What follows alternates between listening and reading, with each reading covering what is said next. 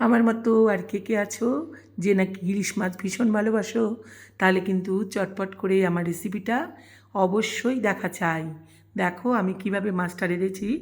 নমস্কার বন্ধুরা, গৌরিস kitchens and লাইব্রেরিসে সকলকে স্বাগত।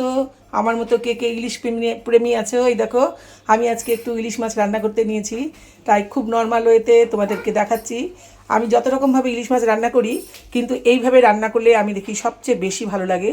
কিছুই নয়, আমি কড়াতে একটু সরষের তেল বসিয়ে দিয়েছি, তোমাদের ব্যাক ক্যামেরা করে দেখাচ্ছি। এই কড়াতে আমি তেল বসিয়ে দিয়েছি, এর মধ্যে কিছুই না, আমি একটু এই দেখো কালো জিরা দিয়ে দিচ্ছি, আর এই 2-3টে কাঁচা লঙ্কা ফোড়ন দিয়ে দিচ্ছি। আর এই দেখো মাছটাতে আমি লবণ মাখিয়ে রেখেছি। এই মাছটা কিন্তু আমি কাঁচাই রান্না করব, ভাজবো না। এই তেলে খালি জাস্ট একটু দিয়ে দিচ্ছি মাছগুলো, দিয়ে লবণ হলুদ আমি মোটামুটি পরিমাণ মতো দিয়ে দিয়েছি। এগুলো কিন্তু আমি ভাজবো না, জাস্ট একটু তেলের মধ্যে দিচ্ছি। আর এখন আমি এটা কিন্তু একটু জল দিয়ে কিন্তু ঢাকা দিয়ে দেবো। মাছটা ফুটে উঠলেই আমি একটু পোস্ত আর সরষা বেটে রেখেছি, সেটা দিয়ে নামিয়ে নেব। লবণের পরিমাণটা আমি আগেই ঠিক করে দিয়েছি, তোমরা দেখে নিও লবণটা। এরকম কিছুই না, আমি কিন্তু এবার জল দিয়ে ঢাকা দিয়ে দিচ্ছি। এই জল দিয়ে দিলাম, এবার এটাকে আমি 5 মিনিটের জন্য ঢেকে দেবো।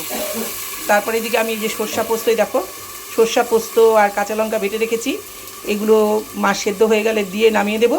আর এর মধ্যে কয়েকটা কাঁচা লঙ্কা একটু কাঁচা তেল দিয়ে নামিয়ে দেবো, ব্যাস আমার ইলিশ মাছ রেডি। এই যে 5 মিনিট পরে কিন্তু আমি ফিরে এলাম, মাছটা কিন্তু আমার একদম পুরোপুরি সেদ্ধ হয়ে গেছে।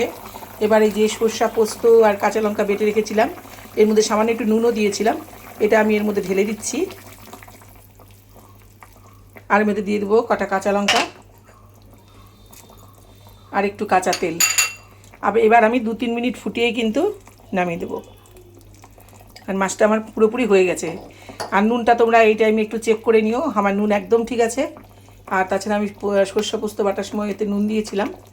আমি এবার 2 মিনিট পরে এটাকে একটা পাত্রে নামিয়ে তোমাদের দেখাচ্ছি।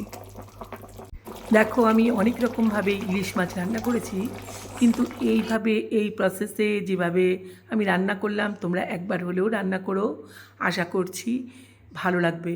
কারণ এইভাবেই দেখি মাছের টেস্টটা সবথেকে বেশি খোলে।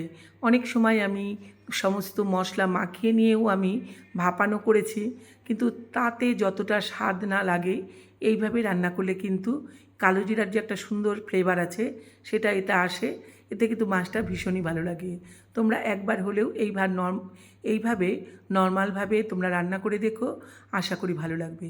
আমার রেসিপি যদি তোমাদের ভালো লাগে তাহলে তোমরা সাবস্ক্রাইব করে আমার সঙ্গে থেকো। আর ইলিশ মাছটা কিন্তু ভীষণই নরম মাছ, রান্নার পরে একসাথে রাখলে পরে ভেঙে যায়, সেজন্য আমি আলাদা আলাদা বাটিতে এখানেই তুলে নিচ্ছি। কারণ ইলিশ মাছ শুধু আমাদের বাড়িতে আমরা দুজনই খাবো, মেয়ে এবং আমি, সেজন্য আমি আলাদা আলাদা পাত্রেই তুলে নিলাম। তোমরাও চেষ্টা করো আলাদা আলাদাভাবে রান্নার পরেই পাত্রে তুলে নিতে, তাহলে কিন্তু মাছটা ভাঙার সম্ভাবনা থাকে না। আমি ভেবেছিলাম খেতে মনে হয় খুব একটা ভালো হবে না, কারণ অসময়ের মাছ কিন্তু এখনও ঠিকভাবে ওঠেনি। এটা কিন্তু মোটামুটি ধরো আষাঢ় মাসে এর স্বাদটা অনেকটাই ভালো হয়, কিন্তু দেখলাম যে না, বেশ স্বাদযুক্তই হয়েছে। তোমরা একবার হলেও এভাবে রান্না করো। আর আমার ভিডিওটা যদি তোমাদের ভালো লাগে তাহলে সাবস্ক্রাইব করে আমার সঙ্গে থাকিও। টাটা, আবার দেখা হবে তোমাদের সঙ্গে নতুন কোনো ভিডিও নিয়ে।